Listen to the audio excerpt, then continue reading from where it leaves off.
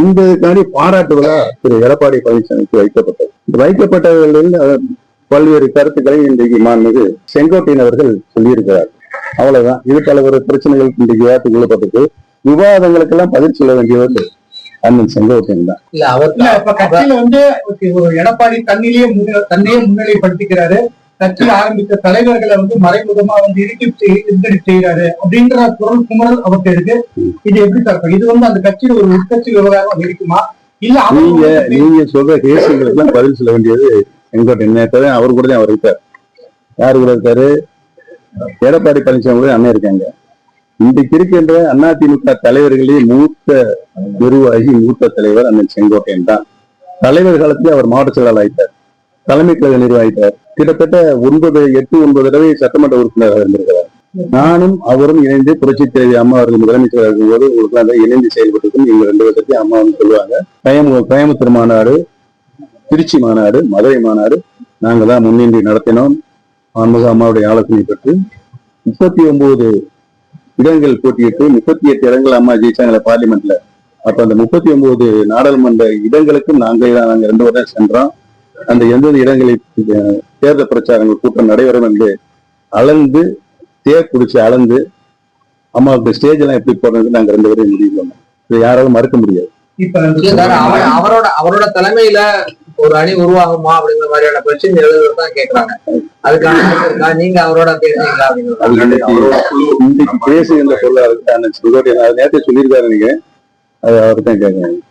என்னுடைய இது புரட்சி தலைவர் உருவாக்கின இயக்கம். அவர் சட்ட விதி, அதிமுகவுடைய சட்ட விதிப்படிதான் அவர் நடந்து வந்தார். புரட்சி தலைவர் வந்துட்டு வந்தார். 50 ஆண்டு காலம் இந்த 20 தலைவரும் இந்த இயக்கத்தை தூக்கி யாராலும் வெல்ல முடியாத இயக்கமாக உருவாக்கி உச்சியில நிலைநிறுத்தினார்.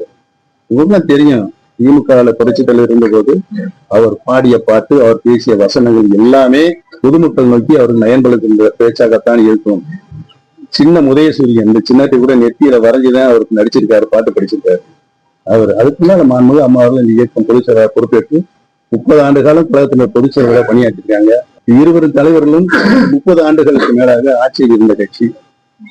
இவ்வளவு பெருமை கொண்ட கட்சியை எந்த காரணத்தை கொண்டும் இதை சட்ட விதியை திருத்தக்கூடாது என்பதை திருப்பி மாண்புமிகு அம்மா அவர்கள் 30 ஆண்டு காலம் இந்த இயக்கத்தை செய்த சேவையின் அடிப்படையில் அவருக்கு நாங்கள் நிரந்தர பொதுச் செயலாளர் மாண்புமிகு அம்மா அவர்கள் தான் அப்படி தீர்மானம் நிறைவேற்றி அதே அதிகாரத்தை ஒருங்கிணைப்பாளர் இணை ஒருங்கிணைப்பாளர் வழங்கப்பட வேண்டும் என்ற அடிப்படையில் தான் ஒருங்கிணைப்பாளர் இணை ஒருங்கிணைப்பாளர் உருவாக்கப்பட்டது.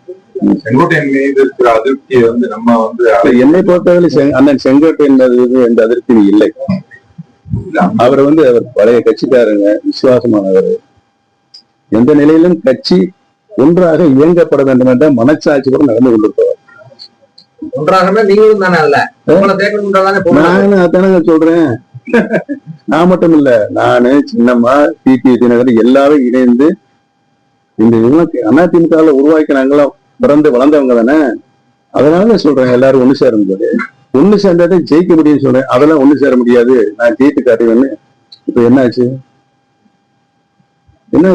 கடந்த பாராளுமன்ற தேர்தல 7 இடங்கள் கெப்பாசிட்டி வச்சு 13 இடங்கள்ல 3வது இடம், அப்புறம் 4வது இடம், 5வது இடம், 96 ஓட்டு வாங்குறாங்க. கன்னியாகுமரியில சட்டமன்ற தேர்தலை எடுத்ததை போட்டிட்டு யாரு காங்கிரஸ் வேட்பாளர் அந்த மாதிரி லேடி வந்திருக்காங்க.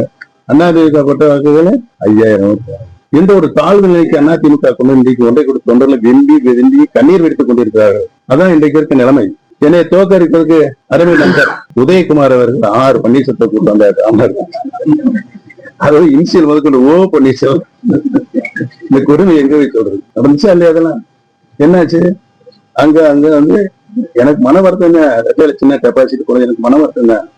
ஏன்னா இந்த ரெட்டையில சின்னத்துல நின்று நகர்மன்ற தலைவராக இருக்க 5 தேர்தலில் தொடர்ந்து சட்டமன்ற உறுப்பினர், மந்திரி, முதலமைச்சர், இப்படிப்பட்ட ஒரு இயக்கத்தின் மூலமாக வளர்க்கப்பட்டதுன்னா என்னை இரட்டையிலே எடுத்து வைக்கக்கூடிய வாய்ப்புகளை அவங்க தான் உருவாக்குனாங்க. நான் சரி பலாப்பழ சின்னத்தில் நான் போய் நின்றுக்கிறேன் அப்படின்னு சொல்லிட்டு அங்க போய் நின்று 22வது சின்ன 2வது மிஷினு தோற்கடிப்பதற்கு பல்வேறு பன்னீர்செல்வங்கள் தமிழ்நாடுல இருந்து வரைக்கும் எடுக்கப்பட்டு அங்க நிப்பாட்டினாங்க. என்னாச்சு? அவங்கதான் டெபாசிட் கிடையாது.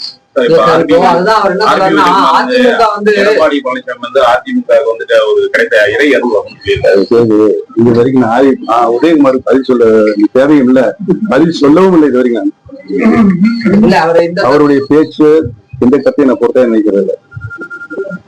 இதுவரையும் நான் சொல்லியிருக்கேன் பதில். உங்களுக்கு நீங்களும் பல முறை கேட்டீங்கன்னு சொல்ல மாட்டேங்க. எனக்குன்னு ஒரு தனி இருக்கு, நான் சொல்ல மாட்டேன். சார், இப்ப மீண்டும் வந்து இணைந்தவர்கள் அனைவருமே மீண்டும் ஒற்றுமை ஏற்பதற்கு வாய்ப்பு இருக்குன்னு நினைக்கிறீங்களா? யாரு மீண்டும் ஆண்டவன் முடிவு செய்ய வேண்டும், அதற்கு வாய்ப்பு இருக்கிறது என்றுதான் அதிமுக உறுப்பினர்கள் எல்லாம் இன்றைக்கு ஒரே தூக்கம் இட்டு கொண்டிருக்கிறார். ஒன்று சேருங்கள், ஒன்று சேருங்கள், ஒன்று சேருங்கள். சொல்றாங்க. நான் சொல்லிட்டேன், நான் சொல்றது கேளுங்க. நான் சொல்லிட்டேன், எனக்கு எந்த ஒரு நிபந்தனையும் கிடையாது. அம்மா எனக்கு வந்து 3 முறை முதலமைச்சர் கொடுத்துட்டாங்க. 12 வருஷம் பொருளாதார கட்சியில இருக்கேன். நான் பொருளாதார பதவி இருக்கும்போது 2 கோடி ரூபாய் பற்றாக்குறை. நான் வெளியே வரும்போது 256 கோடி ரூபாய் வைப்பு நிதியாக வைத்து விட்டு வந்தேன். என்னை அம்மா எந்த நிலையில வச்சிருந்தாங்க உங்களுக்கு எல்லாம் தெரியும். 9 இடைத்தேர்தல் என்னது அம்மா நடத்த சொன்னாங்க. எதிர்கட்சியா இருக்கும்போது அதிமுக அதை நடத்திருக்கேன். நான் பல்வேறு பிரச்சனைகளையும் அம்மா எனக்கு கலந்து பேசியிருக்கிறாங்க. நான் அதெல்லாம் சில வேலைக்கு வெளியே சொல்ல முடியாது. அந்த அளவுக்கு அம்மா எனக்கு முக்கியத்துவம் கொடுத்து வைத்திருந்தாரு என்பதுதான் வரலாறு. அம்மா இறந்தாங்க, பல பிரச்சனைகள் வருவாரு. சார், இது மீண்டும் ஒரு இடையிலுக்கு ஒரு என்னை பொறுத்தவரையில் எந்த ஒரு நிபந்தனையும் கிடையாது. இருக்கு, புரிஞ்சுட்டீங்களா?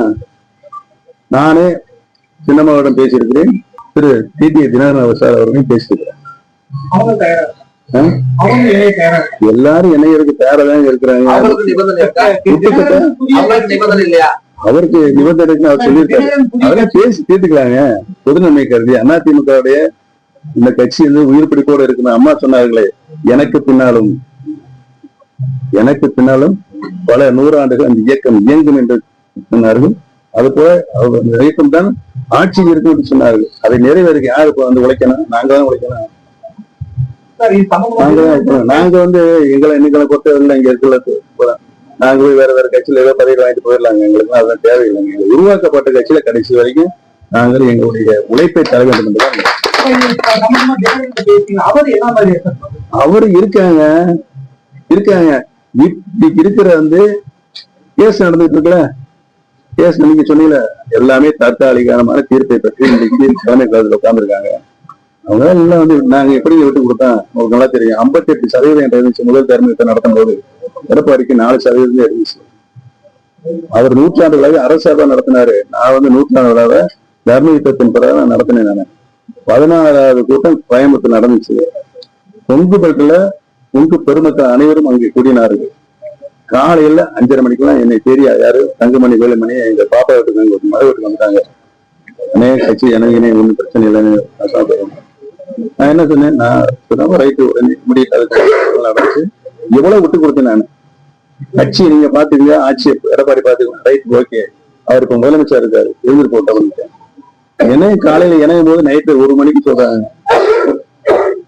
1 மணிக்கு ஒருங்கிணைப்பாளர் இணை ஒருங்கிணைப்பாளர் 2 பதவி உருவாக்க பண்ணோம். 2 பேரும் கையெழுத்து பண்ண ஒரு உத்தரவு. காலையில இணையருக்கு முடிவு வந்த போனால் நைட்டு 1 மணிக்கு. அதுக்கு நான் ஒத்துட்டு தான் போனேன். எனக்கு தெரியும் 2 பேரும் 2 குதிரையில கால வச்சு பயணிக்க முடியாதுன்னு தெரியும். இருந்தாலும் 4 வருஷம் முழு ஒத்துழைப்பு.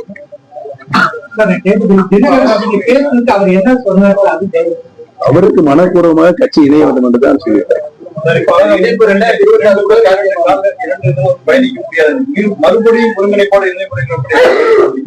ஒருங்கிணைப்பாளர் பொறுப்பு வைக்கலாங்க. 2 பேருமே கையெழுத்து போடுற உத்தரவு இருக்குல்ல, அதைத்தான் நான் சொல்றேன். அது எத்தனையோ உத்தரவுகள் வந்து நான் கையெழுத்து போட்டு அனுப்பிச்சிருக்கீங்க, நடைமுறைக்கு வரலைங்க. நான் இன்னைக்கே சொல்றேன்.